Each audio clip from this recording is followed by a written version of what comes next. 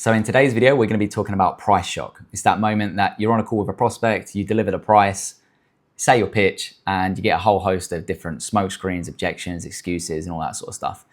So I'm going to walk you through the exact three-phase system that you can implement today so that by the time someone does book a call with you, they already have a rough idea of what it is that you charge. They already believe in your unique methodology, your ideas, and they're reliant, they're ready to say yes, as long as they can go through some final FAQs or whatever it might be.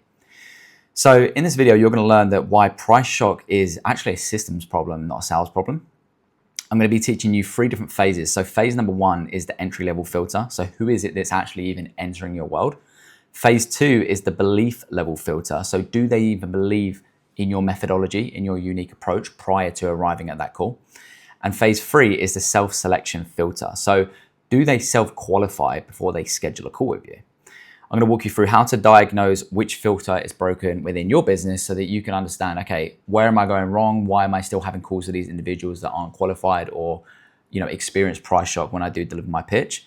And then I'm going to give you a quick summary at the end, along with some action items that you can implement within your business today, tomorrow, this week, wherever it might be.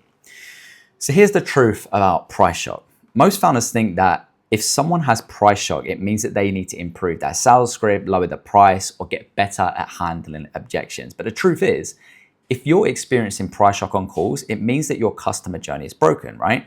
You're letting the wrong people book calls with you in the first place. Price shock isn't a sales skill issue, it's a system issue. So I'm gonna walk you through a client of mine, Christian.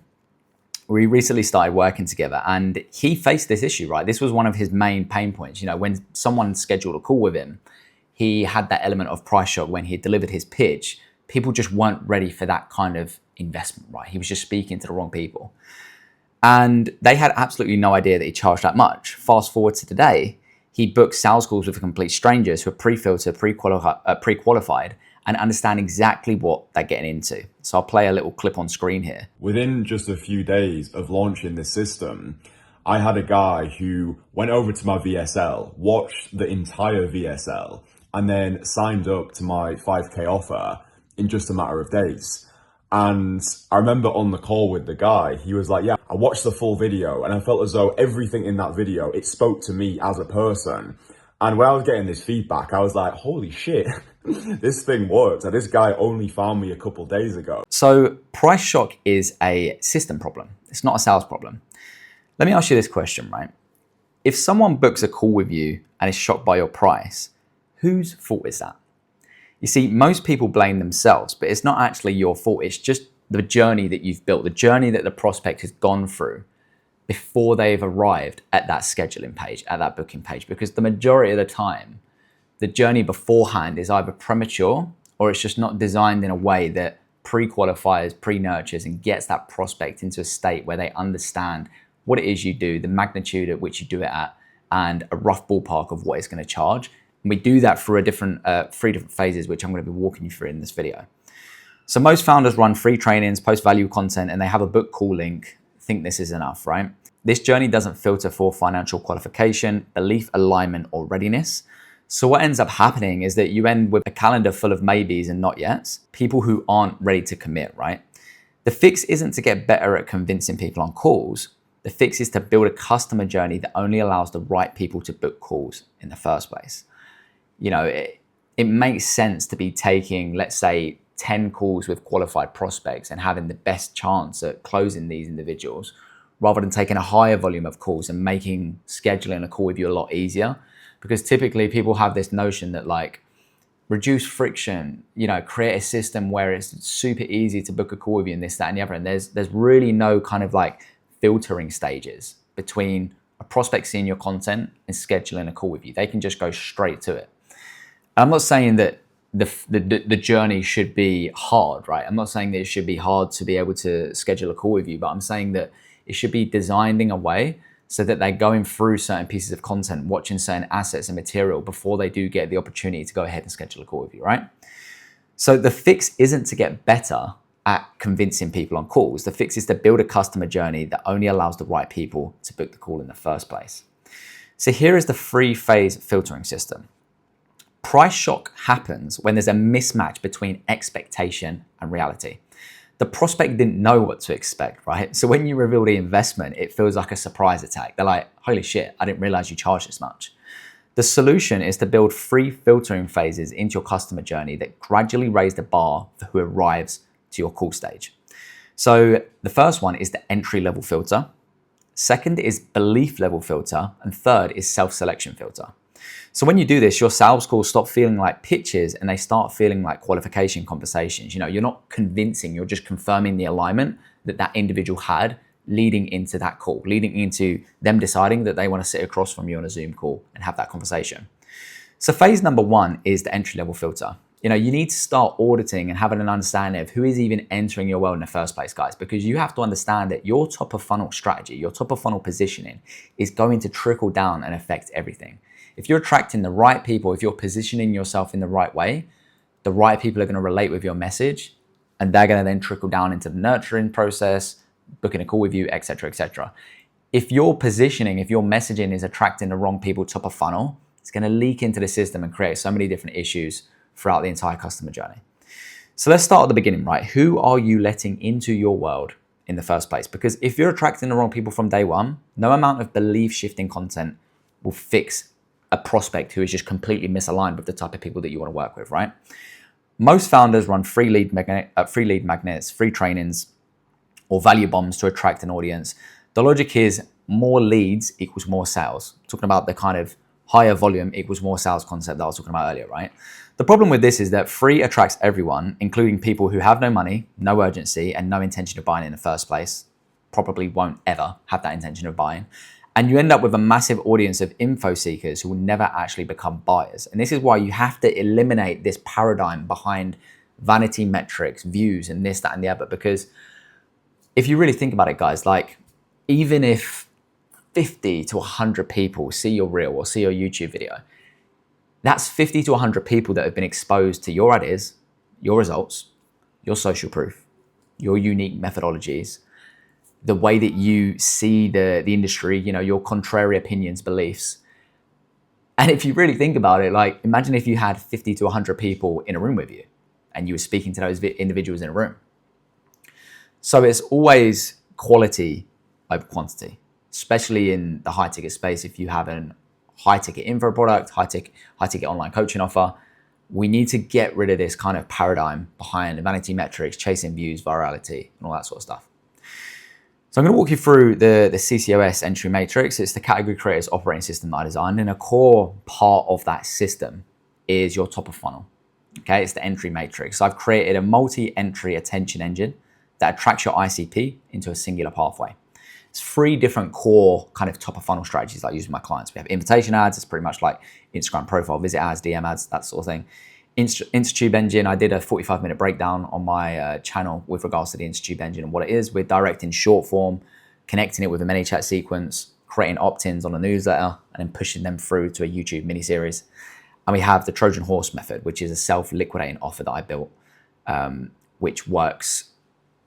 Someone purchases an entry ticket into your world, you put them into a free community, deliver that product through video modules, and on the back end of that, we have a system to nurture them into your high ticket offer.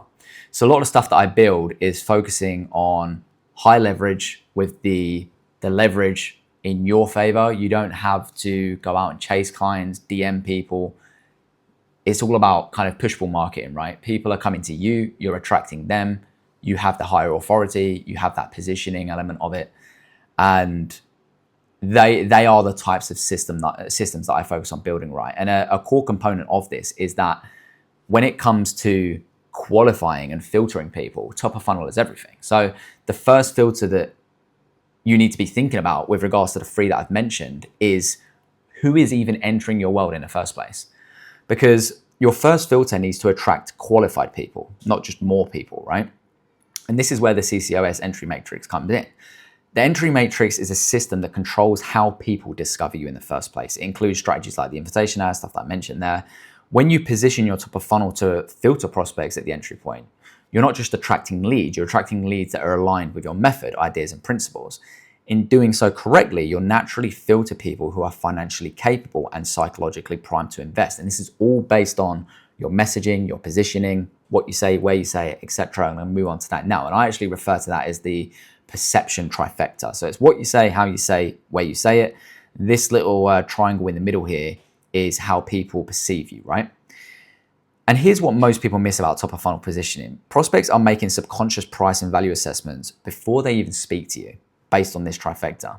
They're reading between the lines of everything you put out. The three specific elements control whether they perceive you as a £500 course seller or a 50K transformation partner. So number one is what you say, your content positioning, right? The topics you discuss, the problems you address, and the level of sophistication in your messaging all signal the type of individuals that you help. When you speak to complex, nuanced problems that only emerge at higher levels of wealth or financial means, you automatically filter for people operating at that level. You're talking that language, only the language that they would relate and understand.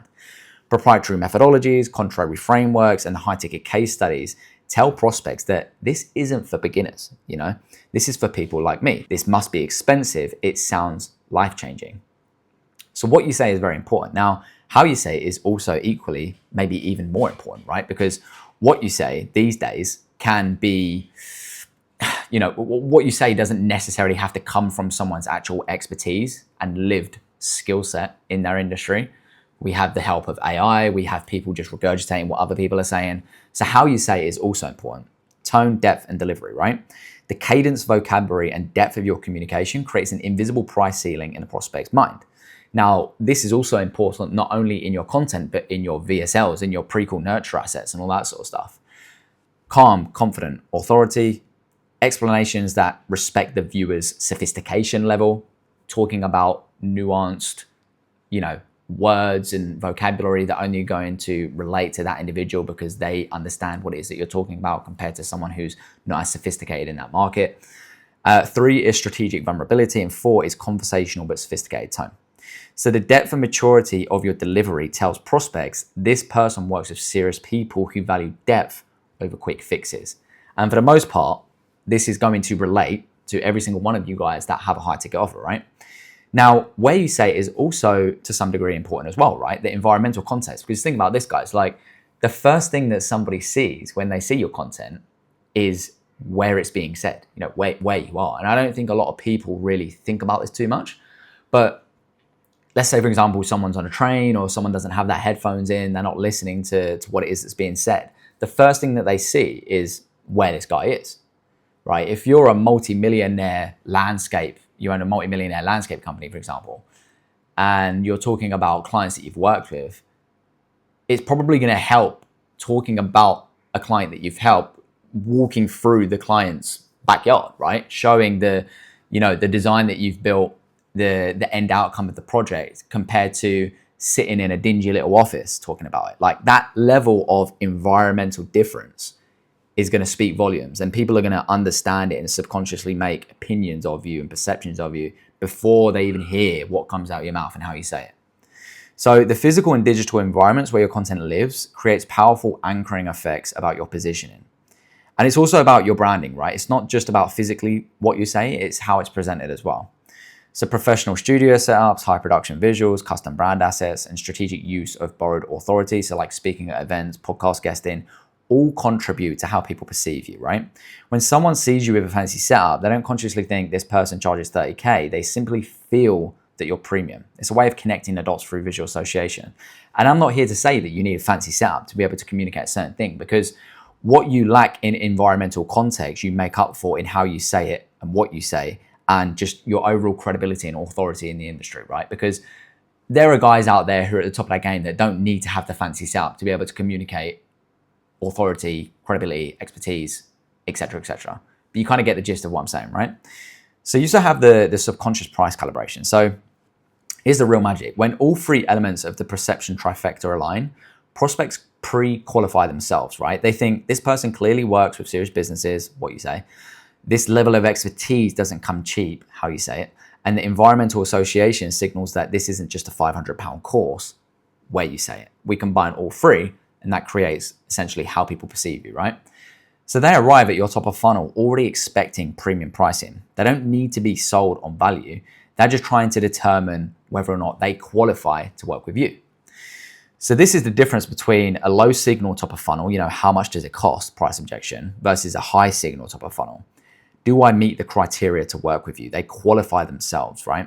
So you have low signal asking about price, you're probably going to get price objection. High signal, they're asking about fit and qualifying themselves prior to even booking a call with you.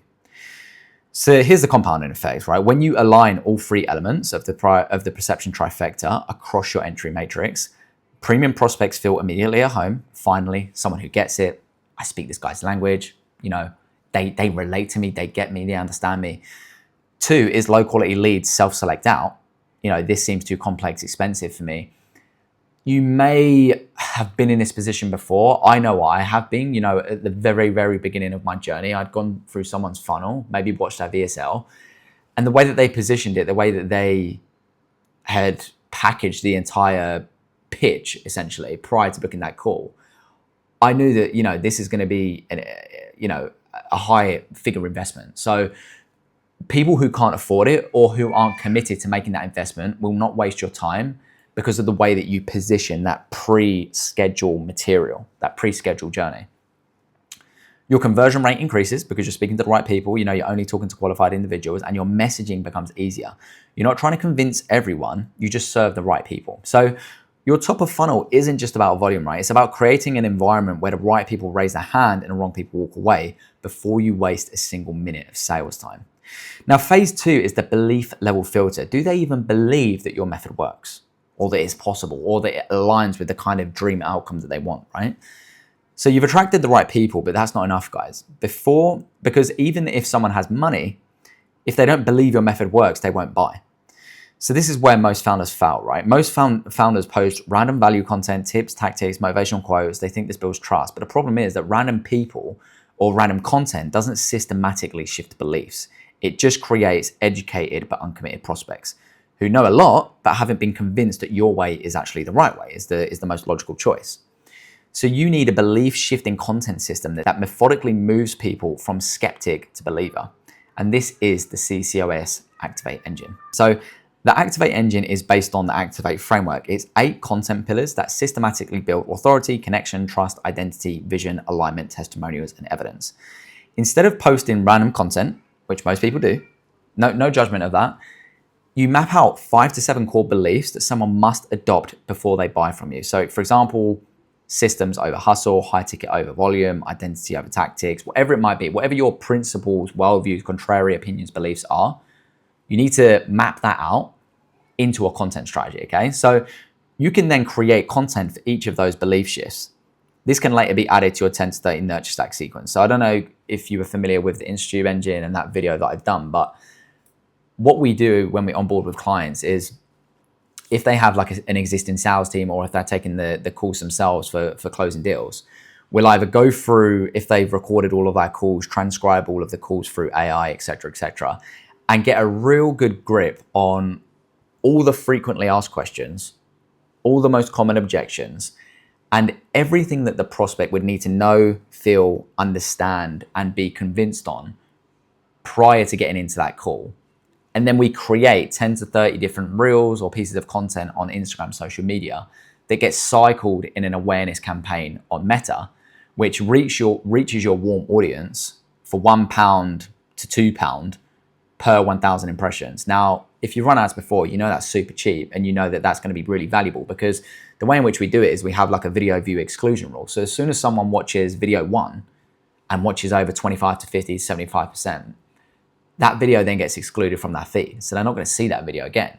But the next video in line, number 2, is then going to be displayed on that feed. So they're going through this engine, getting all their questions answered. All the objections are pre-handled and they're getting convinced on your social proof, your authority, testimonials, case studies, whatever it might be, everything that you think they need to know based on the data, based on your assumptions, based on what you know about your audience prior to arriving to that call, so that when they do arrive at the call, there's not going to be much they can object to, right? They typically arrive ready to pull the trigger. It might just be some final Q&As or they might just want to speak to you, right? So when someone has consumed your belief shifting content, they arrive on the call already convinced that your method is a solution. there's one less thing you need to convince them on, right? So pre-qualified trust, they arrive already convinced. You have smoother calls because there's less persuasion needed. You have higher conversion rates because of that. There's fewer objections. And then you have stronger credibility because your method is seen as the solution, right? You've been indoctrinating them with all of these videos, contrary opinions, examples, evidence, everything, right? So then we move on to phase 3, which is the self-selection filter. So do they know the price range before they book, or can they have an educated guess on the price range? So you've got the right people, they're qualified, they believe in your method, but you're still getting price shock. Why? Because they don't know what to expect. And this is the most important filter, right? Because you can get the wrong people, you can get people that don't believe in your method, but if they arrive to a certain pre-call asset, which gives them a rough idea with regards to your price range, whether that be indirect or direct, they are going to, self-disqualify if they can't afford it, if they're not financially capable, right? So most founders have a book call button that goes straight to a Calendly link, and they think this is frictionless. They think this is going to help them have a higher volume of calls, right? It will, but just not a higher volume of the right calls. Now, the problem is that this creates blind calls. Prospects have no idea what the investment range is, what the pathway looks like, or what's included. So when you reveal that on the call, it feels like a surprise. You need a keystone asset, a single simple document or video that every prospect must consume before they book a call. This can be turned into a landing page, it can be a PDF, it can be a video, like whatever it might be. It comes in all different shapes and forms. It's essentially just a vehicle that you put them through, right? This pre-frames the type of individuals you work with, your unique pathway methodology, and teases the level of commitment required from the prospect's side. A keystone asset is the one sales asset that does 80% of the selling work, and it could be a Google Doc, like I mentioned, Loom video, simple sales page, whatever it might be, outlines your pathway protocol, stacks proof, handles objections, and clearly states the investment range, and condenses that entire nurture campaign, 10 to 30 videos, into a single, scalable, automated asset that people consume before they arrive at the call. Now, when someone has consumed your keystone asset, they arrive on the call self-qualified. They already have an educated guess on what you charge, and they already understand the path. There's not anything that can shock them or surprise them, right? So here's how to actually diagnose which filter is broken in your business. Most founders have at least one of these filters broken, right? 1, 2, 3, wherever it might be. The good news is, once you know which one to fix, it's a lot simpler to identify, where you're going wrong in this process. So I've got a diagnostic checklist for you guys. So if the symptom is 50% of your book calls say, I need to think about it, or ghost you after you mention price, your top of funnel entry level filter is broken, right? You're attracting unqualified leads. If the symptom that you have is that people are saying, I'm not sure this will work for me, or how is this different from X, or how is this different from these guys that are doing this, your belief level filter is broken. So they haven't been convinced that your method is a solution for them, is the right logical choice, or is superior to the other options. Now, third symptom is if people are saying, I didn't know it would be this much, or can you explain what's included? Your self-selection filter is broken. They don't know what to expect, right? So once you fix the broken filter, price shock disappears. But not only price shock, people actually arrive to the calls far more qualified, far warmer, and far more ready to make a decision actually on that call because they've seen everything they need to see prior to arriving.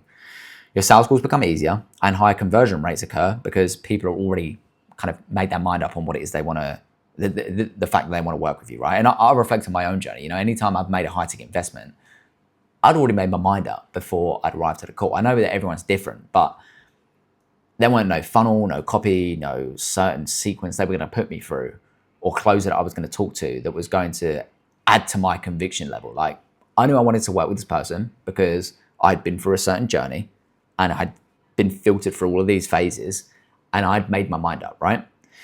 So yeah, guys, here's a quick summary video. So we covered that price shock is a system problem, not a sales problem. If you're experiencing it, your customer journey is likely broken. We went through the entry level filter, belief level filter, self-selection filter, and we also used a diagnostic checklist to identify which filter is broken within your business. So your action items, guys, is to run the diagnostic, go through your last 10 sales calls and identify the most common objection and use the checklist from this video to diagnose which filter you believe is broken based on the symptoms that I mentioned.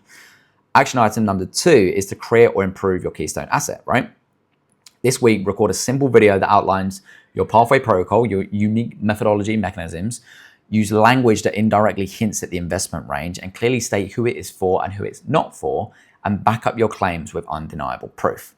And lastly, action item number 3 is plan your Activate Engine content. So plan 10 to 30 pieces of content based on the pillars of the Activate Engine that I mentioned earlier. so that you can nurture those individuals prior to scheduling a call with you, and everything's going to be far much easier. So yeah, if you have any questions, guys, drop them down in the comments. If you'd like to learn what it would be like to work with me one-on-one, I also have a link in the description somewhere. And if you want to connect with me on Instagram, my Instagram link is in the description too. Catch you on the next one, guys.